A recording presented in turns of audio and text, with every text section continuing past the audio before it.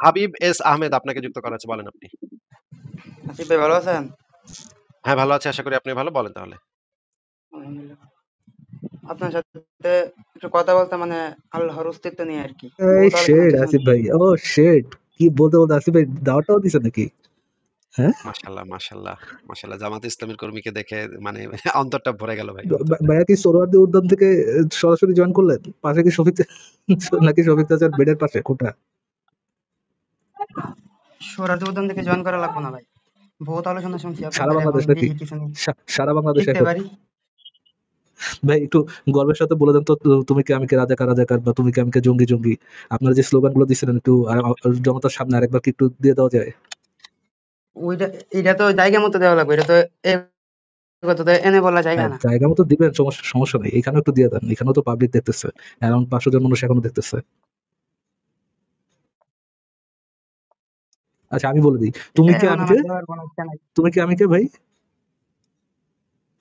বলেন, জোরে বলেন। ওইটা পরে আমার মন চাইলে আমি বলবো না, সমস্যা নেই। এ ভাই, রাজাকারের ভাই আপনারা পৃষ্ঠপোষক, আপনারা তুমি কি আমি কে রাজাকার রাজাকার বলতে লজ্জা যদি পান এখনো, এটা হইলো ভাই? আপনারা সবার সামনে বলতে পারেন না, জাস্ট একটা পিসের সামনে, দুইটা নাস্তিকের সামনে বলতে পারতেছেন না? হ্যাঁ, কয়েকদিন পর আপনারা ক্ষমতায় যাইবেন। এখনো যদি লজ্জা পান, এখনো যদি মানে লাজুক মহিলার মতো মানে ঘোমটার ভিতরে থাইকা বলেন, তাহলে কেমনে হবে ভাই? এখন তো সরাসরি বলার এবার দিন চলে আসছে। কিছুদের জামাতের লোগো মোগো নিয়ে আসছেন, আর যদি রাজাকার বলতে লজ্জা পান, সঙ্গী বলতে লজ্জা পান, কেমন হবে ভাই? বুক ফুলায় বলে আমার নবী জঙ্গি আসিল, আমিও জঙ্গি, আমার বাপেও, না বলবেন, এইভাবে বলবেন। তাহলে পৃথিবীর মানুষের কাছে আপনারা মুখ দেখাবেন কিভাবে ভাই? আপনারা তো এখন সিনা টান করে বলবেন আমরা রাজাকার ছিলাম। আমরা এই জঙ্গি, আমরা এই রাজাকার। এগুলো তো বলবেন সিনা টান করে। আমরা বুঝতে পারবো তখন। চিনতে পারবো। আর লুকায়, লুকায় কয়দিন। তাই না ভাই? সা হা হা হাবিব ভাই নাকি? জি, লুকায় বলে দেন থাইকা ভাই, তো কতদিন? বলে বইলা দেন ভাই, দেন। তুমি কি আমি কে? বলেন, বলেন তুমি কি আমি কে? রাজাকার, রাজাকার, আলহামদুলিল্লাহ, আবার তারপর জঙ্গিটা, তুমি কি আমি কে? রাজাকার, রাজাকার। আরে জঙ্গি, রাজাকার, জঙ্গি এবার জঙ্গি বলতে। জঙ্গি, এবার জঙ্গি, জঙ্গি বলবেন। হ্যাঁ, বলেন আচ্ছা আবার। আতিফ ভাই, তুমি ফারাজ কি ভাই আমি কথা কে? কি ক্লিয়ার আসছে নাকি আপনার কাছে একটু মানে আটকে আটকে আসতেছে? আচ্ছা সমস্যা নাই, এবার ক্লিয়ার শোনা যাচ্ছে, তুমি কি আমি কে? এটা কি বারে বারে শোনা লাগবো? না, না, এবার আপনি কইবেন হ্যাঁ হ্যাঁ। জঙ্গি, জঙ্গি। এইটা কইবেন। জঙ্গি, জঙ্গি এটা কইবেন। তুমি কি আমি কে? আমি তো আপনার আমি তো আপনার কাছে এই জন্য আসি নাই, জঙ্গলি জঙ্গলি বলার আসে আসি নাই তো। ও। আচ্ছা ঠিক আছে ফারাজ ভাই, তাহলে ওনাকে বলতে দেন উনি কি জন্য আসছে আমরা শুনি ওনার কথা। হ্যাঁ, হাবিব এস আহমেদ বলেন বলেন আপনি কি বলেন, বলবেন? রাজাকার ভাই বলেন। আমার কথা তো স্পষ্ট শোনা যাচ্ছে নাকি, নাকি কোনো সমস্যা আছে কথার হ্যাঁ মধ্যে? হ্যাঁ, হ্যাঁ, হ্যাঁ, শোনা রাজাকার যাচ্ছে। ভাই আপনাকে ক্লিয়ারলি শোনা যাচ্ছে, বলেন। আমার তো কোনো জায়গায় লেখা নাই যে আমি রাজাকার। আপনি কই থেকে হ্যাঁ, পাইলেন? একটু আগে এক ব্যাক কল নিজে কইছে ভাই, তুমি কি আমি কে? এটা এটা ওটা তো কি আপনার হলো ভাই? কথার সাথে তাল মিলে দেখে বলছি, এখন তো আমার তো নাম লেখা নাই যে রাজাকার। এটা সমস্যা আমি সলভ করে দিচ্ছি, এটা তো কোনো সমস্যা হলো, বলেন। আরে ভাই, আমি থাকতে এত কষ্ট করা দরকার? আচ্ছা এই ফারাজ ভাই, আমার কিন্তু কথা শুনেই মনে হচ্ছে সে হচ্ছে একটা বালক, হ্যাঁ? মানে হচ্ছে গিয়ে হয়তো স্কুল বা কলেজ পড়ুয়া বালক। এবং এই টাইপের বালকদেরকে কিন্তু এই যে বাংলাদেশে কিশোর কণ্ঠ পত্রিকা দিয়ে এবং ইসলামের নাম কইরা যে জামাতরে ভোট দিলে এটা হবে আল্লাহরে ভোট দেয়া, নবীরে ভোট দেয়া। এবং তুই কোরআন বিশ্বাস করস না, তাহলে তুই জামাতরে সমর্থন করবি না কেন? তুই কোরআন মানুষ না? মানে এই যে যখন একটা ছেলেকে এইভাবে বড় করা হয়, একটা মানে মুসলিম ফ্যামিলিতে, তাকে তো আল্লাহ, নবী, কোরআন এগুলা শিক্ষা দিয়ে বড় করা হয়। এবং এই সমস্ত ছেলেপেলেরা যখন পরিবার থেকে এই জিনিসগুলা শিখা বড় হয়, পরবর্তীতে যখন তাদেরকে এই জিনিসগুলার নিয়ে এক ধরনের ব্ল্যাকমেইল করা হয় যে, "তুই আল্লাহর মানুষ না? তাহলে তুই জামাতে ভোট দিবি না কেন? তুই আল্লাহর মানুষ না? তাহলে তুই শিবির করবি না কেন? তুই নবীর মানুষ না? নবীর প্রতি তোর কোনো ভালোবাসা নাই? তাহলে তুই শিবির করবি না কেন?" এই রকমের দেখায় এরা যে কখন শিবিরে গিয়ে যোগ দেয় এরা নিজেরাও বুঝতে পারে আসিফ ভাই, এইটা আমি বাংলাদেশের কনটেক্সটে, আমি ধরেন 20 বছর, 20 বছরের মধ্যে আমি তারা সেই ইয়েটা দিতে পারি। আচ্ছা 20 বছর বয়স হয়েছে তার, না 20 বছর এখনো হয় নাই, তার এরকম নিজের জ্ঞান বুদ্ধি এরকমটা বাড়ে নাই, নিজে কিছু বুঝতে পারে না, তেমন ইমোশনাল, রক্ত গরম, তো জ্ঞান বুদ্ধিতে মানে ওয়ার্ল্ড সম্পর্কে খুব কম জানে, হয়তো বা সে তার ডিসিশনটা ঠিক মতো মেক করতে পারে নাই। ফাইন, আমি 20 বছরের আন্ডারে আপনি যেটা বললেন আমি ওটা গ্র্যান্ড করতে রাজি। বাট যখন সে 20 বছর ক্রস করে, এবারে যে একটা বয়স 20 বছর যখন সে ক্রস করে, আমি 18, বাট আমি তারপর 20 দিলাম। ওই 20 বছর ক্রস করার পরে কেউ যদি আর কি এই রাজাকার শাবক হইতে চায় বা মনে করেন জঙ্গি জিহাদি হইতে চায়, আমি আপনার এই ইয়েটা এপ্লাই করতে পারবো না তার। সে ইট ডাজন্ট ম্যাটার সে কোথায় জন্মাইছে, ইট ডাজন্ট ইভেন ম্যাটার সে হচ্ছে হামাসের ইসের মধ্যে বা টানেলের মধ্যে জন্মাইছে, এটা আমার কাছে ম্যাটার করে না। সে না ২০ সেটা বছর আপনার কাছে ২০ ম্যাটার করে বছর না তো ঠিক ক্যান্ডিড। আছে। ঠিক আছে ম্যাটার করে না ঠিক আছে ফারাজ ভাই। কিন্তু এই কাজের জন্যই তো আমরা এখানে আলোচনাগুলো করি, তাই না? এইটাই তো আমরা আসলে করি। নাইলে তো আমাদের এখানে কিছু করারই দরকার পড়তো না। দেখা যেত যার সে ২০ বছর হওয়ার পর থেকেই তারা বুদ্ধি-সুদ্ধি এপ্লাই কইরা তারা তো এগুলা থেকে দূরে চলে যেত। আমাদের এই কাজগুলা করার যে উদ্দেশ্যটাই তো হচ্ছে আসিফ ভাই, যে যে হচ্ছে গিয়া একজন অ্যাডাল্ট, ২০ বছর তো আপনি একটা অ্যাডাল্ট মনে করেন নাকি আসিফ ভাই? ভাই মনে করেন? অ্যাডাল্ট যেই প্রবলেমটা ওদের তো বলেন। না, না প্রবলেমটা বুঝছি ভাই। সমাজে আমি আমি আছে, আমার যে পয়েন্টটা প্রবলেমটা আমি সমাজে পয়েন্টটা আছে রাখি। ভাই, যে আমি প্রবলেম মানে পয়েন্টটা রাখি আপনি আসিফ ভাই। যেই জিনিসটা কল্পনা করতেছেন সেটা হইতেছে একটা ইউটোপিয়ান একটা সমাজ যেখানে ১৮-২০ বছর হইলে মানুষ নিজের জ্ঞান বুদ্ধি ব্যবহার করে সবকিছু বুঝা যাবে, সবকিছু সিধা হয়ে যাবে। এটা হচ্ছে একটা ইউটোপিয়ান সমাজের চিন্তা। আপনি এই ইউটোপিয়ান সমাজটা তো আমাদের আম আম কাছে নাই। আমাদের I কাছে get it সেই আসিফ ভাই। আপনি অ্যাডাল্ট বিলাসিতাটা মনে তো করেন কেউ ওদের জিজ্ঞেস, আমি না, না get it, বাট আমার পয়েন্ট সেই এটা না। সেই বিলাসিতার জায়গাটা তো আমাদের কাছে নাই ভাই। আচ্ছা আসিফ আমাদের ভাই, তো এই আমার কাজটাই তো পয়েন্টটা কি বলেন তো ভাই? আপনি আমাদের আমার এই কোন কাজটা পয়েন্টটা না, গিয়ে ধরছেন? আপনার পয়েন্ট আমি বলতে চাচ্ছি না। আমাদের যে এই কাজটা, আমাদের এই মানে আলোচনার টেবিলে এই জিনিসগুলা বারবার নিয়ে আসা, বারবার এই আলোচনাগুলা করা এবং এই আলোচনাগুলা খুঁটায় বলা। প্রত্যেকটা জিনিস যদি মনে করেন একটা ছেলে ৩০ বছর বয়স হয়েছে কিন্তু তারপরেও সে জামাত ইসলামের ধ্যান ধারণা থেকে বেরোতে পারে নাই। আমাদের কাজ হচ্ছে সেই জিনিসগুলাকে আবার আলোচনাতে নিয়ে আসা, ৭১ কে আবার আলোচনাতে নিয়ে আসা। তারা যে যুদ্ধাপরাধ করে, গনিমতের মালভোগ এইটা কেন খারাপ? বুদ্ধিজীবীদেরকে হত্যা করাটা কেন খারাপ ছিল? বা মানে এই এই জিনিস বুঝানোর মধ্যে আমাদের আসিফ ভাই এক লাইনে বলি। এই বুঝানোর মধ্যে কি রিডিকিউল করাটা কি ইনক্লুডেড নাকি ইনক্লুডেড না? রিডিকিউল করাটা একটু পরে করা যায় ভাই। আগে তো এই জিনিসটা দেখতে হবে আপনার। পরিস্থিতিটা তো দেখতে হবে। আপনি যদি শুরুতেই রিডিকিউল করা একদম শুরু করে দেন, তাহলে তো সে তো তার ভিতরে তো একটা ডিফেন্স চলে আসবে। সাথে সে ডিফেন্সিভ হয়ে যাবে এবং সো ফাকিং ওয়ার্ড সে আসিফ মাত্র ভাই, সে আসছে। ডিফেন্স সে করুক। মাত্র আসছে। সে মাত্র আসছে। আপনি যদি তাকে মানে খাড়ার উপরে রিডিকিউল করা শুরু করে দেন, তাহলে তো সে একদম ডিফেন্সিভ হয়ে যাবে। তখন তার আলোচনা করার জায়গাটাও তো নষ্ট হয়ে গেল। আচ্ছা ঠিক আছে আসিফ ভাই, আপনি যদি ইয়ে করতে না চান ফাইন। হ্যাঁ, বলেন। হাবিব ভাই বলেন। আগে আমরা একটু দেখি কথাবার্তা একটু আগাক। দেখি তার বয়স কিরকম, তার পরিস্থিতিটা কিরকম। সব জায়গায় তো একই অ্যাপ্রোচ নেয়া যায় না ফারাজ ভাই। একেকজনের জন্য ডিফারেন্ট অ্যাপ্রোচটা নিতে হবে। আমরা একটু দেখি ওনার কথা শুনে আমার মনে হইতেছে কম বয়সী ছেলে। আমরা একটু ওনার কথা শুনি। উনি রাজাকার পার্টির সমর্থক, জামাত ইসলামের সমর্থক। ঠিক আছে? আমরা শুনি ওনার কথা। জামাত ইসলামের লোগো দেখে তা মানে রিডিকুল করা শুরু করে দিলে তখন তো সে একদম ইসের ভিতরে চলে যাবে। আ আ একদম স্ট্রং ডিফেন্সিভ হয়ে যাবে। তখন আর তার কথাই মানে তার সাথে কোনো আলোচনা করার স্কোপই থাকবে না। হাবিব আপনি বলেন আপনার কি বলার আছে সেটা বলেন। ভাই আপনারা তো বিশ্বাস করেন যে এই বিশাল আকাশ পৃথিবী না সূর্য ভাই আমরা কোনো তা কিছু গাছপালা। সরি। আমরা কোনো কিছু বিশ্বাস করি না ভাই। এটাই একটা ভুল কথা। আমরা কোনো কিছু বিশ্বাস করি না। আমরা যেটা সপক্ষে যুক্তি প্রমাণ আছে সেটাকে আমরা একসেপ্ট করি, মেনে নেই। হ্যাঁ? কিন্তু বিশ্বাস আমরা কোনো কিছু করি না। কারণ বিশ্বাস শব্দটার যে সংজ্ঞা ডিকশনারিতে দেয়া আছে, সে সংজ্ঞাটা হচ্ছে কোনো প্রমাণ ছাড়া কোনো কিছুকে সত্য হিসেবে স্বীকৃতি দেয়া বা মেনে নেয়া সেটাকে বলা হয় বিশ্বাস। যেমন ধরেন আ ভাই আপনার জামাতে ইসলামীর এখন চেয়ারম্যান কে বলেন তো হাবিব ভাই? আপনার কথাটা বুঝি নাই ভাই। জামাত ইসলামীর এখন চেয়ারম্যান কে? সভাপতি কে? শফিকুর রহমান। আচ্ছা, এই যে জামাত ইসলামীর চেয়ারম্যান যে এখন শফিকুর রহমান, এটা কি আপনি জানেন নাকি এটা আপনি বিশ্বাস করেন? আমি এটা শুনছি। এটা তো আপনি জানেন। মানে এটা তো আপনার জ্ঞানের অন্তর্ভুক্ত। মানে এটা তো আপনি জি, প্রমাণও আছে এটার নাকি? জি। কিন্তু আপনি যদি বলেন যে আমি শফিকুল ইসলামকে আমি বিশ্বাস করি, এই কথাটার মানে হয়ে যায় এরকম যে শফিকুল ইসলাম সে একজন ভদ্রলোক, ভালো লোক, সৎ চরিত্রের লোক। এইটা তার চরিত্র সম্পর্কে আপনার আস্থা আছে যে সে ভালো কাজ করবে। এইটার অর্থ হয়ে যায় এরকম। কিন্তু জামাত ইসলামের চেয়ারম্যান যে শফিকুল ইসলাম, এইটা কিন্তু আপনার বিশ্বাস করার প্রয়োজন হয় না। এটা আপনি জানেন, তাই না? হুম, একটা জিনিস হচ্ছে যে আপনার সেন্টেন্সটা যদি এরকম হয় যে আসিফ মহিউদ্দিনকে আমি বিশ্বাস করি। এইটার মানে হয় যে আসিফ মহিউদ্দিন একটা ভালো লোক, সে চরিত্র ভালো ইত্যাদি। তার সম্পর্কে আপনার আস্থা আছে এইটা মিন করে। কিন্তু আসিফ মহিউদ্দিন যে বাস্তবে অস্তিত্বশীল এইটা কিন্তু আপনি এই কথা দ্বারা বোঝাচ্ছেন না। আপনি যদি এই সেন্টেন্সটা মেক করতে চান যে আসিফ মহিউদ্দিন বাস্তবে অস্তিত্বশীল তখন আপনি বলবেন যে আমি জানি আসিফ মহিউদ্দিন বইলা একটা লোক আছে। আপনি এটা কখনো বলবেন না যে আমি বিশ্বাস করি আসিফ মহিউদ্দিন বইলা কোনো একজন মানুষ আছে। এই কথাটা কোনো সেন্স মেক করে না। আমি বিশ্বাস করি আসিফ মহিউদ্দিন বইলা কোনো একজন ব্যক্তি আছে। এই কথাটা সেন্স মেক করে না। এই কথাটা আপনার বলতে হবে যে আসিফ মহিউদ্দিন বইলা একজন লোক আছে সেটা আমি জানি। এই কারণে বিশ্বাস শব্দটা এবং জানা শব্দটা আলাদা অর্থ মিন করে। যেমন আপনাকে কয়েকটা উদাহরণ দেই। আমি জানি যে সূর্য আছে। আমি জানি যে চাঁদ আছে। কিন্তু আমি বিশ্বাস করি না মামদভূত আছে।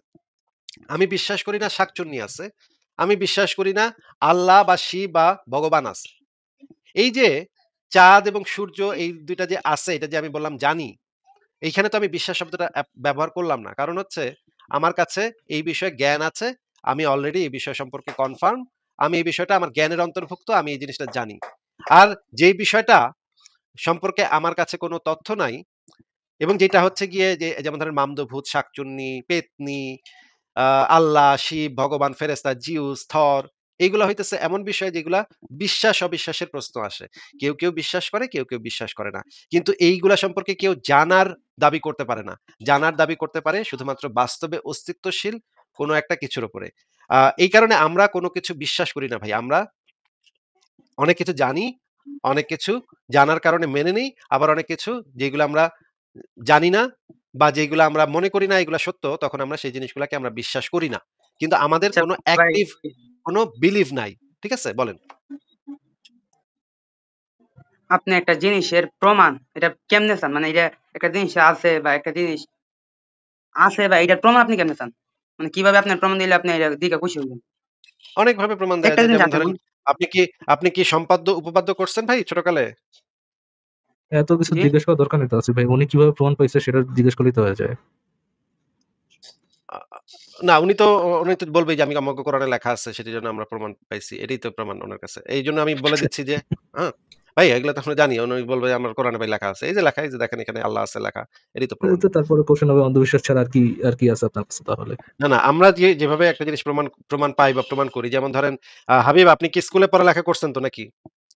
জি স্কুলে মনে করেন আপনাকে একবার বলছিল যে পানি হচ্ছে গিয়ে H2O পানির অণুকে ভাঙলে হাইড্রোজেন এবং অক্সিজেন পাওয়া যায়। এরকমের কোনো কথা আপনি স্কুলে শুনছেন থাকতে? আসল কথা হলো ভাই, আমার মানে লেখাপড়া একবারে কম। 7 পর্যন্ত মানে বেশি দূর আগাইতে পারি না আর্থিক ভাবে। আর্থিক সমস্যার কারণে লেখাপড়া বেশি দূর আগাইতে পারিনি। আগাইতে পারেন নাই। মানে আচ্ছা এতটুকুই। ঠিক আছে। আচ্ছা ঠিক আছে বোঝা যাচ্ছে। আমার কথা শুনে বোঝা যাচ্ছে। ঠিক আছে। যেটা বলতেছিলাম যে মনে করেন আ আ ত্রিভুজের ৩ কোণের সমষ্টি ১৮০ ডিগ্রি। এটা তো আপনি স্কুলে করছেন। এটা তো ক্লাস মনে হয় 4-5 এই করায়, তাই না? বুঝি নাই কথাটা, একটু বললাম। আমার মানে এটা মানে সমস্যা কথা বাইরে বের আসতেছে। মানে কথা বোঝা যায় হালকা হালকা, মানে বাইরে বেরে আসে। বলেন একটু। ত্রিভুজের ৩ কোণের সমষ্টি ১৮০ ডিগ্রি। এইটা আপনি জানেন? না ওহ! তাইলে তো বিরাট সমস্যা। ফারাজ ভাই, আপনাকে ছেড়ে দিলাম ভাই। আমি আর মানে না ভাই, আমি দেখি ভাই। না, না, না, না, একজন এক্সপার্ট, নো, হ্যাঁ, no, no, no, ridicule no, no, ছাড়া নো, কিভাবে নো, নো। প্রমাণ দেব না, এখন ভাই সম্পাদ্য আপনার উপপাদ্য ডিপার্টমেন্টে দিয়ে আমি না, আপনার আছে ডিপার্টমেন্টে আছে। আমি ফরওয়ার্ড করলাম। সম্পাদ্য উপপাদ্য এই দিয়ে জানি কি করতে হয় আসিফ ভাই? আমার সম্পাদ্য ডিপার্টমেন্টে নাই। উপপাদ্য। অসম্ভব। আমি আর পারব না ভাই। আপনার ডিপার্টমেন্ট আপনি সামলান না, ফারাজ ভাই। আই ওয়াজ আমি ভেরি তো ফ্যাসিনেটেড আসিফ ভাই। আমি এটা জানতে চাচ্ছিলাম কিভাবে সম্পাদ্য উপপাদ্য করতে। না, না, ভাই এটা সম্ভব না ভাই। একেবারেই সম্ভব না। ১ মিনিটে লাইনে চলে আসলেন আসিফ মহিউদ্দিন। দেখুন ভিডিও সহ। মাপ চাই ভাই আপনার কাছে আপনি সামলান। আপনি কথা বলেন ভাই। আমি চুপ করে শুনি। আচ্ছা হাবিব সাহেব, আপনি শুনতে পাচ্ছেন আমার কথা? একটু আনমিউট করে বলুন। হাবিব সাহেব, আপনি কি শুনতে পাচ্ছেন? আনমিউট করে বলতে হবে। জি জি জি। আচ্ছা, ঠিক আছে ভাই। আপনি বলছেন আপনি ক্লাস 7 পর্যন্ত পড়াশোনা করছেন, তেমন একটা পড়াশোনা করেন নাই। আপনার বয়স কত অ্যারাউন্ড হাবিব ভাইয়া? মনে হয় 22 পরে না, একটু কাছাকাছি মনে হয়। আছে। আচ্ছা, তাহলে আপনি যথেষ্ট ছোট আরকি। আপনি তো মনে করেন আপনি ইসলামে বিশ্বাস করেন কেন? আপনি কেন মনে করেন যে আল্লাহ সত্য, আল্লাহর কোরআন সত্য, নবী সত্য কেন মনে করেন? আপনি তো একটা প্রমাণ পেয়ে বিশ্বাস করছেন, তাই না? যে আ আল্লাহ সত্য, নবী সত্য। এটা কি আপনি প্রমাণ পেয়ে বিশ্বাস করছেন নাকি শুনে বিশ্বাস করেছেন? কি নিয়ে বিশ্বাস করছেন?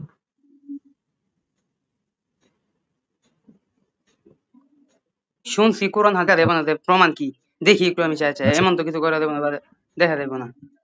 শুনছি আচ্ছা, কোরআন তাহলে হাদিস আপনি দিয়ে একটু জাস্ট যাচাই বাছাই করতে দূর। আচ্ছা, আচ্ছা, কেউ যদি শুনে কোনো কিছুতে বিশ্বাস করে, ধরেন একজন হিন্দু ব্যক্তিও তো শুনে ভগবানে বিশ্বাস করে, তাই না? একজন খ্রিস্টান ব্যক্তিও তো শুনে তার জিসাস ক্রাইস্টে বা যীশু খ্রিস্টে বিশ্বাস করে। আর যে উনি ঈশ্বরের পুত্র, এগুলো তো সে শুনে বিশ্বাস করে, তাই না? ভাই আমি হাবিব ভাই? আমি জি, আমার কথা একটু শুনেন, আমি একটু বলি যদি কথা দেখেন একটু হয়। আমি যতগুলো হাবিব ভাই, আলোচনা হাবিব শুনছি এই ভাইয়া, পর্যন্ত, মানে হঠাৎ হাবিব করে ভাই, একটা আমার কথাটা আমি ভাই আপনি বলেন শুনেন ভাই, আর যদি ধরেন আমি একটা প্রশ্ন করি, আপনি যদি ওটার উত্তর না দিয়ে অন্যদিকে যান, আপনি আরেকটা প্রশ্ন করেন আমাকে, কথা বলেন, আমি যদি অন্যদিকে যাই, তাহলে আলোচনাটা পুরোপুরি অর্থহীন হবে, মানে ওটার কোনো ফল থাকবে না। কেউ শুনে কিছু বুঝবে না, আপনিও বুঝবেন না, আমিও বুঝবো না, দর্শকরা বুঝবে না। তো দয়া করে, যেহেতু আপনি কষ্ট করে যুক্ত হয়েছেন, আমার কথাটা একটু উত্তর দেন, তারপর আপনি প্রশ্ন করেন, আপনি আপনার প্রশ্নের উত্তর দিব। আপনি যে কোরআনে বিশ্বাস করেছেন মানুষের কাছে শুনে শুনে, একজন হিন্দু ব্যক্তি, একজন খ্রিস্টান ব্যক্তি, একজন বৌদ্ধ ব্যক্তিও তো এরকম তার ধর্মগ্রন্থ বিশ্বাস করে এরকম শুনে শুনে, তাই না? হুম। আচ্ছা, এখন ভাই তাহলে আপনি আমাকে বলেন, আপনি তো খ্রিস্টান, আম তারপর হচ্ছে হিন্দু ধর্ম, ইহুদি ধর্ম, এই ধর্মগুলোকে সত্য ধর্ম মনে করেন না? এগুলোকে কি সত্য ধর্ম মনে করেন? না ধর্ম সত্য বিকৃত মনে নেই সমস্ত, কিন্তু। হ্যাঁ। ওটা তো সত্য ধর্ম না। তারা যেটা করতেছে তাদের যেই বিশ্বাস, যেমন হচ্ছে গিয়ে আপনার যীশুখ্রিস্ট হচ্ছে গড, মা কালী গড।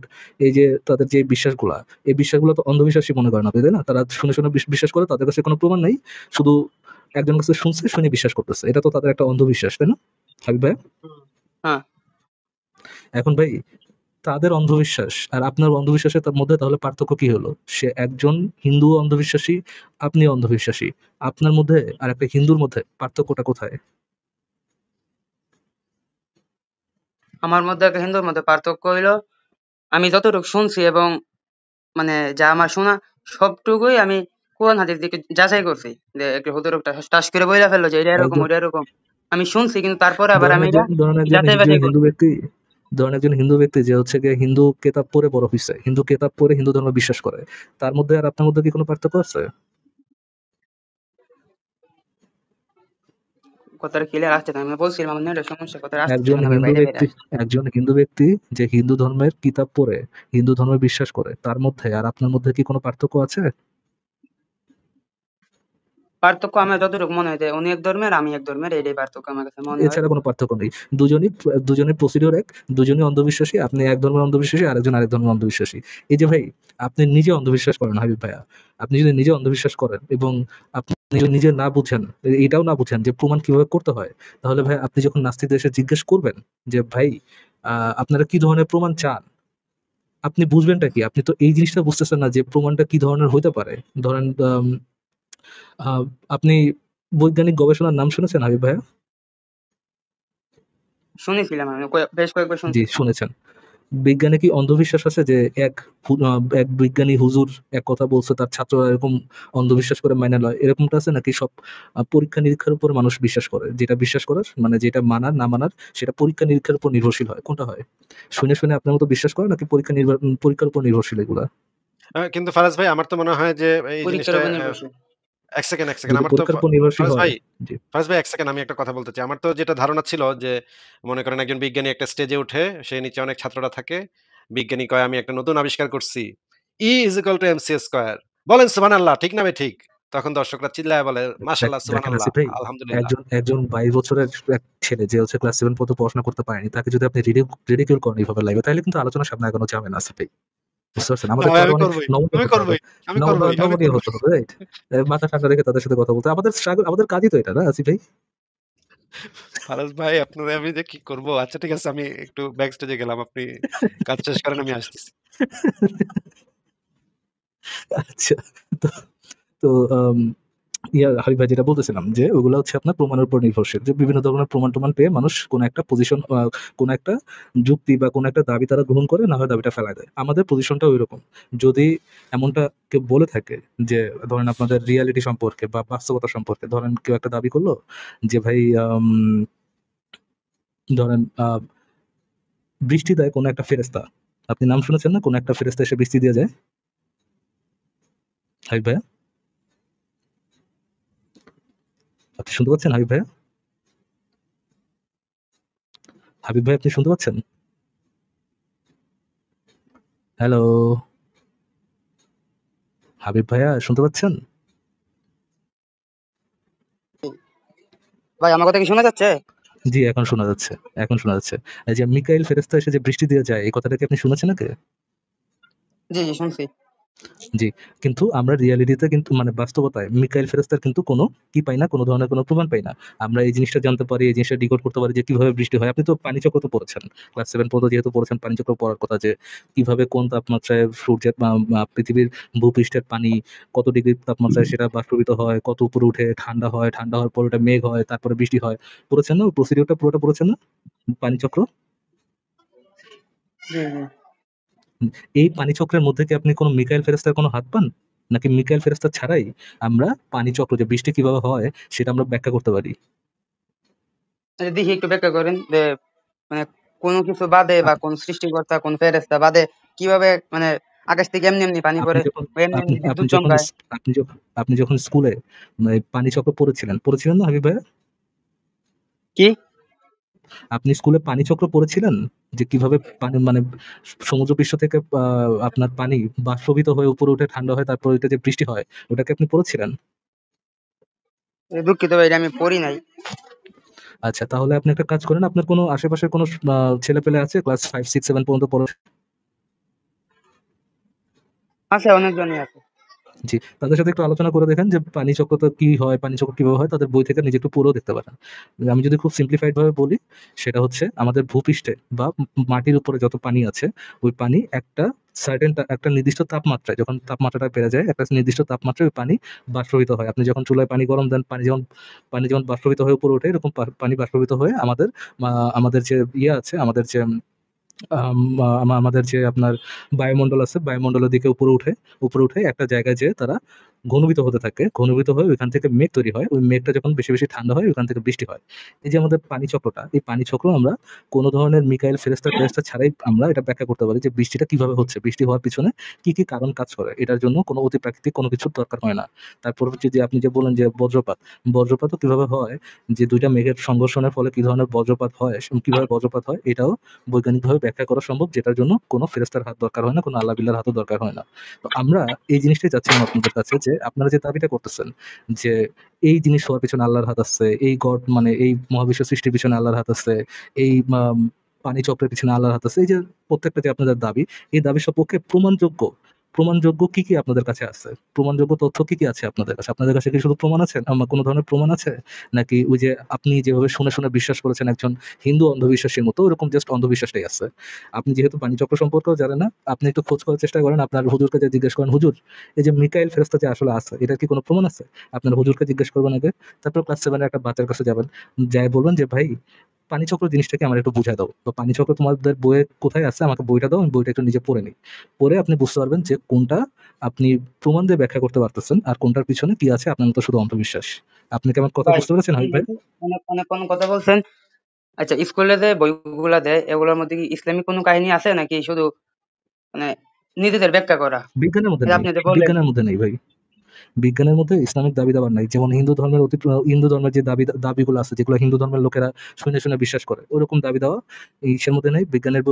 বিজ্ঞানের বইয়ের মধ্যে যেমন নেই, তেমনি আপনাদের ইসলাম ধর্মের যত অন্ধবিশ্বাস আছে, যেগুলো আপনারা শুনে, শুনে বিশ্বাস করেন, সেগুলো বিজ্ঞান বইয়ের পাঠ্যবইয়ের মধ্যে নেই আরকি। আসিফ ভাই, আপনি একটু কথা বলেন, আমি আসতেছি।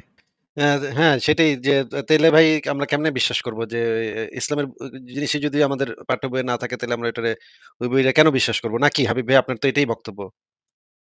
ভাই, আমার বিশ্বাস আর আপনার বিশ্বাস তো এক না। আমি বলতে চাচ্ছি যে আপনাকে তো শুরুতে বলেই দিছি যে আমরা কোন কিছু বিশ্বাস করি না। এটা বলে দিছিলাম মনে নাই? ভুলে গেছেন এর মধ্যে? আছে। হ্যাঁ, আছে, মনে আছে। কি বলছিলাম? আমার বিশ্বাস আর আপনার বিশ্বাস এক না। আমি বিশ্বাস করি যেটা শুই আবারও, না, আপনি আবারও, বিশ্বাস করেন প্রমাণ দিয়ে। আবারও। আমরা মাইনা নেই, কোন কিছুকে মাইনা নেই। প্রমাণ, তথ্য প্রমাণ, যুক্তি সেগুলোর উপর ভিত্তি করে আমরা মাইনা নেই। যেমন ধরেন যে আ যেকোনো বিষয় মনে করেন আপনি একটা মাছ কিনতে গেলেন। মাছ কিনতে গেলে সেখানে আপনি দেখেন যে মাছটার আ পচা কিনা নাকি? দেখেন না? যাচাই করে তো দেখেন মাছটা পচা হুম, কিনা, হুম। গন্ধ আসতেছে কিনা। এই যে গন্ধ আসতেছে কিনা, পচা গন্ধ আসতেছে কিনা এটা হচ্ছে একটা প্রমাণ। হ্যাঁ? গন্ধ পাইতেছেন আপনি। নাকি? হ্যাঁ, তারপর টিপা টিপা দেইখা দেখেন যে এটা নরম কিনা, মাছটা নরম হয়ে গেছে কিনা। এইটাও একটা প্রমাণ। তাই না? জি। তারপরে মনে করেন পচা মাছটা এনে আপনি রান্না করলেন। রান্না করার পর দেখলেন আপনার পেট খারাপ হয়ে গেছে। তখন আপনি বুঝলেন যে পচা মাছটা কিনছিলাম এইজন্য পেটটা খারাপ হইছে। এইজন্য আপনার শরীর খারাপ হয়ে গেছে। এটাও একটা প্রমাণ। এটা আপনার অভিজ্ঞতা থেকে আপনি বুঝবেন যে এটা পচা মাছ খাইলে পেট খারাপ হইতে পারে। বাসার সবার পাতলা পায়খানা হইতে পারে। এটাও তো একটা প্রমাণ, তাই না? হুম। এইভাবে আপনি আপনার বাস্তব জীবনে মনে করেন আপনাকে একজন আইসা বলল যে, "তুমি আমারে প্রত্যেকদিন ৳১০০ করে দিবা। মরার পরে তোমারে আমি ৩০০ তলা একটা বিল্ডিং দিমু। সেখানে তুমি মরার পরে বিন্দাস থাকতে পারবা। ওখানে তোমারে অনেকগুলা সুন্দরী মাইয়া দিমু। ওগুলোর লগে প্রেম করবা, বিয়া করবা, ওগুলোর লগে থাকবা।" এটা আপনাকে বলল এক লোক আইসা, হ্যাঁ? আপনি তখন তার কাছে কি বলবেন? আগে তো প্রমাণটা চাইবেন যে, "তুমি যে তোমারে টাকা দিমু ঠিক আছে, কিন্তু আগে তুমি প্রমাণ দাও যে, এই যে ৩০০ তলা বিল্ডিংটা যে আমারে দিবা এই বিল্ডিংটা কোথায় আছে? আমার একটু নিয়া যাও, বিল্ডিংটা একটু দেখাও। দেইখা শুইন্না আমি এটার দলিল-টলিল আছে নাকি তোমার কাছে? ওই বিল্ডিং এর দলিল-টলিল আছে নাকি? আসলেই যে দিবা তো নাকি? ভাই তো আপনার আ মতো দলিল চাইছে এটা দাম করে না ভাই। আপনারা যেমন এই যে ৳১ খরচ করতে গেলে এত দলিল চান, এত প্রমাণ চান। আপনার মতো তো মুসলমানরা এত দলিল প্রমাণ চায় না। কিন্তু আমরা যারা যুক্তিবাদী শিক্ষিত মানুষ বলে নিজেদের মনে করি, তারা আমরা মনে করি দলিল আপনারাই দেইখা শিক্ষিত তারপরে আর যতগুলো আছে দুনিয়াতে সবাই অশিক্ষিত। আপনারা এটাই মনে করেন হ্যাঁ, নাকি? আপনি যদি সেই কাজটা এই যে করেন যে কোন প্রমাণ ছাড়াই যদি আপনি সেটা মাইনা নেন, যেকোনো জিনিস যদি মাইনা নেন যে আপনার ৩০০ তলা বিল্ডিং পাইবেন, এটা আপনার যে কেউ এসে যদি বলে আপনি যদি বলদের মতো সেটা মাইনা নেন, তাহলে তো আপনি অশিক্ষিত মূর্খ, মুমিন চুনাহাগা মুমিন হিসেবে নিজেকে প্রমাণ করবেন। কিন্তু আমরা যেহেতু চুনাহাগা মুমিন না, আমরা যেটা করি যে তোমার কাছে কি রেফারেন্স আছে, কি দলিল আছে সেগুলো আমাকে আমাকে দাও। আমি নিজে গিয়ে যাচাই করে দেইখা আসি বা নিজে গিয়া আমি দলিলগুলা চেক করি। চেক-টেক করার পরে আমি তোমারে ৳১ কেন? ১ পয়সাও আমি দিমু না কোনদিন। যতক্ষণ না পর্যন্ত আমি তার কাছ থেকে শক্তিশালী কোনো দলিল পাবো, শক্তিশালী কোনো প্রমাণ পাবো, ততক্ষণ পর্যন্ত আমি ১ পয়সাও কখনো দিব না। আপনি দিতে পারেন আপনার বিষয়টা। আপনার কাছে হয়তো মনে হইতে পারে যে, আ দিমু অসুবিধা কি? আ আমারে ৩০০ তলা বিল্ডিং দিব বেড়ায় কইছে, আমি দিলাম ৳১ করে দিলাম, অসুবিধা কি? কিন্তু আমরা সেটা করি না ভাই। এটা হচ্ছে আপনার সাথে আমাদের পার্থক্য। এবং হুম, যৌক্তিক পজিশনটা হচ্ছে এটাই, যুক্তি যুক্তি দিয়ে চিন্তা করলে মানুষ এটাই আমাদের যে কর্মপদ্ধতি, সেই কর্মপদ্ধতিই সঠিক বলে মনে করবে। আর আপনার যে কর্মপদ্ধতি, দিলাম অসুবিধা কি? ৳১ করে দিলাম, আ আজীবন দিয়ে গেলাম বেডারে। বেডা তো দিলেও তো দিতেও তো পারে। ৩০০ তলা বিল্ডিং তো দিলেও দিতে পারে। এইরকম যদি আপনার চিন্তা করার পদ্ধতি হয়, আপনার কার্যপদ্ধতি হয়, তাহলে সেটা একটা অন্ধবিশ্বাসের পদ্ধতি। সেটা একটা অশিক্ষিত মূর্খ মানুষ এই কাজটা করবে। যেইটা করলে তার মানে অ বেকুব হিসেবে প্রমাণ হওয়ারই সম্ভাবনাই একদম মানে ৯৯.৯৯ ভাগ। হুম? বুঝতে পারছেন? হুম। আমরা এই কাজটা করি না। আমরা যদি আর আমাদেরকে যদি কোন মনে করেন আপনার শফিকুল ইসলাম, আপনার জামাতের লিডার শফিকুল ইসলাম এসে আমাদের অনেক বড়, বড় কথা কইল। যে হ্যাঁ, আমরা দেশে ক্ষমতায় গেলে আমরা দেশে এক্কারে সোনা দিয়া ভইরা দিমু। হুম? এক্কারে আমরা সব ঠিক করে দিমু। কিন্তু আমরা সেই জিনিসটাকে যুক্তি দিয়ে চিন্তা করি যে সে কি আসলেই সেই কাজটা করতে পারবে নাকি পারবে না সেটা যুক্তি দিয়ে চিন্তা করি। ওই মুখের কথায় আমরা বিশ্বাস করি না। মুখের কথাতে আমরা মানি না। আমরা এভিডেন্স চাই, প্রমাণ চাই। আমরা প্রমাণ দেখি যে জামাতে ইসলামীর যে বিভিন্ন জায়গায় যে জামাতে ইসলামীর যে মানে ক্যাডাররা আছে ইতিমধ্যে তারা চাঁদাবাজির ব্যবসাতে যুক্ত হয়ে গেছে। বিভিন্ন জনরে মাইরা মুইরা চাঁদাবাজি করতেছে। টাকা-টুকা ভাই নিতেছে আপনি যে বিভিন্ন আচ্ছা, আচ্ছা আপনি এই বিষয়ে ভিডিও দেখান তো দেখি। ভিডিও আমি তো আপনি আজকে অনলাইনে সারাদিন অনলাইনে সার্চ করলেই আপনি অসংখ্য আমি ভিডিও আজকে পাবেন। সারাদিন অনলাইনে ছিলাম। সারাদিন আমি এগুলাই দেখছি। একটাও পাইনি। আপনি কয়েকটা দেখান আমারে দেখি। জামাত ইসলামের কর্মী কয়েকটা মানে গাড়ি থেকে বা দোকানপাট থেকে ভাড়া ভুড়া নিছে দেখান তো দেখি। ভাই মানে আপনি Facebook এ ঢুকলেই রিলসে গেলেই সেখানে অসংখ্য ভিডিও আপনি এরকম আমি পাইবেন। তো পাই নাই। আমি আপনাকে আমি এই পাই সমস্ত নাই। দেখায় আপনি দেখান। আপনি বলছেন আপনি দেখান। ভাই আপনাকে তো এই সমস্ত দেখায় আপনার আপনাকে বিশ্বাস করানোর আমার কোন ঠেকা নেই ভাই। আমার কোন ঠেকা তার আছে? মানে আপনাকে আপনাকে বিশ্বাস এটা করায়া আপনার কথা বিশ্বাস করার আমার দুলু কোন ভাই দরকার নেই। আপনি একটা হ্যাঁ, ঠিক আছে। দরকার নাই তো। আপনাকে বলি নাই তো দরকার আছে। আপনি বিশ্বাস কইরেন না ভাই। সেটা তো তা আপনাকে কেউ আল্লাহর দোহাই দেয় নাই আপনাকে। আপনার বিশ্বাস করণই লাগবো। আপনি ওই যে জামাত ইসলামেরই ভোট দেন। আপনার যখন আমরা এই জিনিসগুলো দেখি, তখন আমরা দেখি যে অনলাইনে মানে Facebook এ রিলসের ভিতরে ঢুকলেই আমরা অসংখ্য ভিডিও দেখি যে জামাতের লিডাররা বিভিন্ন পুলিশরে ফোন করে হুমকি-ধামকি দিতেছে। "তুই চিনোস আমারে? আমি জামাতের আচ্ছা, অমুক জায়গার লিডার।" আবারও কথার মাঝখানে কথা বলতেছে। আবার কথার মাঝখানে কথা বলেন কেন? চুপ করে থাকেন। আমরা এই যে জিনিসগুলা দেখি যে জামাতের নেতাকর্মীরা বিভিন্ন জায়গায় ব্যাপক হারে চাঁদাবাজি শুরু করে দিছে। ব্যাপক হারে লুটপাট শুরু করে দিছে। বিভিন্ন টেন্ডারবাজি শুরু করে দিছে এবং এগুলা সরকারের আ ছায়ার ভিতরে থাইকা তারা এই কাজ করতেছে। কয়েকদিন আগে আমি একটা দেখলাম একজন সাব ইন্সপেক্টরে ফোন দিয়া এক জামাত লিডার হুমকি-ধামকি দিতেছে যে, "তুই এই কেস নিছস কে? তুই এই কেস নিছস কে? তুই আমারে চিনোস? আমি জামাতের এই নেতা, তুই আমারে চিনোস?" এইভাবে বইলা হুমকি-ধামকি দিতেছে। তো আপনারা যখন এই কাজগুলা আপনারা তারপরেও আপনারা যেহেতু অন্ধবিশ্বাসী আপনাদের কাছে এগুলা আ আ কোনো সেন্স মেক করবে না। যেহেতু আপনাদের হুজুরে কইছে, আপনাদের শফিকুল হুজুরে কইছে, সেহেতু আপনারা বিশ্বাস করেন। আপনারা হচ্ছেন বিশ্বাসী মানুষ যেহেতু আপনাদের কর্মপদ্ধতি হইতেছে যে আপনারা যদি এর বিরুদ্ধে কোনো প্রমাণও পান, সেই প্রমাণকে আপনারা রিজেক্ট করে দেন। আপনারা তো প্রমাণেই বিশ্বাস করেন না ভাই। আপনারা তো কোনো যুক্তি প্রমাণের উপরে কোনো আপনাদের কোনো ইয়েই নাই। তাহলে আপনি যে আমার কাছে প্রমাণ দেখতে চাইতেছেন, হুদাহুদি প্রমাণ দেখে আপনার লাভ কি? আপনি তো বিশ্বাসই করেন, তাই না? এখন যদি তার বিপরীতে আপনাকে যদি ১০০০ প্রমাণও দেখানো হয়, আপনি তো আপনার বিশ্বাস থেকে তো নড়বেন না। আপনার বিশ্বাস কি আপনার বিশ্বাসের যদিও বিপরীতে আপনার বিশ্বাসের বিপরীতে যদি প্রমাণ পাওয়া যায়, সেটাতে কি আপনি মাইনে নিবেন তখন যে, "হ্যাঁ, আমার বিশ্বাসটা ভুল ছিল।" সেটা কি আপনি করবেন? আর মাইনে নিব আপনি দেখান দি। তাইলে মানে মনে করেন আপনার নবী যে লুচ্চা ছিল, এটা যদি আমি প্রমাণ করতে পারি, তাইলে কি আপনি মাইনে নিবেন যে আপনার নবী লুচ্চা ছিল? সাবজেক্টটা ছিল একটা, গেছেন গা আরেকটা। মানে আপনাকে যেটা সেটাই তো আপনাকে জিজ্ঞেস করতেছি। আপনার পদ্ধতিটা বুঝলাম না। নিয়েই তো জিজ্ঞেস করতেছি। ভাই আপনাকে আপনার চিন্তা করার পদ্ধতিটা নিয়েই তো জিজ্ঞেস করতেছি। যে আপনার চিন্তা করার পদ্ধতিটা কি এইটা যে আপনার বিশ্বাসের বিপরীতে যদি প্রমাণ পাওয়া যায়, তাইলে আমি সেই প্রমাণটার সাপেক্ষে আমি সেটা মাইনে নিবো। এটা কি আপনার পদ্ধতি? নাকি আপনার পদ্ধতি হইতেছে আমার বিশ্বাসের বিরুদ্ধে যত প্রমাণই দেখ না কেন আমি মানুম না। আমি মানতে পারুম না। এইজন্যই আপনাকে একটা টেস্ট করে দেখলাম যে আপনার নবী যে লুচ্চা ছিল এটা যদি আমি এখন প্রমাণও করি, আপনি তো ভাই মানবেন না। তাইলে আপনার প্রমাণ দেখার লাভটা কি? আপনার সাথে তো প্রমাণ নিয়ে কোনো আলোচনা করেই লাভ নাই। আপনি তো সেটা মানবেন না। আমি মানবেন? যেই আপনারা যদি আমি প্রমাণ এটা দেখাই শুনতে যে চাইছি আপনার নবী লুচ্চা ছিল, আপনারা যদি আমি প্রমাণ দেখাই আপনার নবী লুচ্চা ছিল, আপনি এটা আপনি দেন। কি মানবেন কিনা? না, আপনার কথা আর বোঝা যাচ্ছে না, কেটে, কেটে যাচ্ছে এবং আর কথা বলে আসলে লাভও নাই। বিদায়। পরের জনের কাছে চলে যাই। মানে আওয়াজটা এগুলো এক্সপেরিয়েন্স আছে ভাই। দুর্দান্ত, দুর্দান্ত, দুর্দান্ত। আহ, আমার সাথে কিন্তু খুব ঠান্ডা মাথায় কথা বলতেছে ভাই। আপনারে আমি ব্যান করবো স্ট্রিমিয়ার থেকে দাঁড়ান। ঠিক আছে, পরের জনের কাছে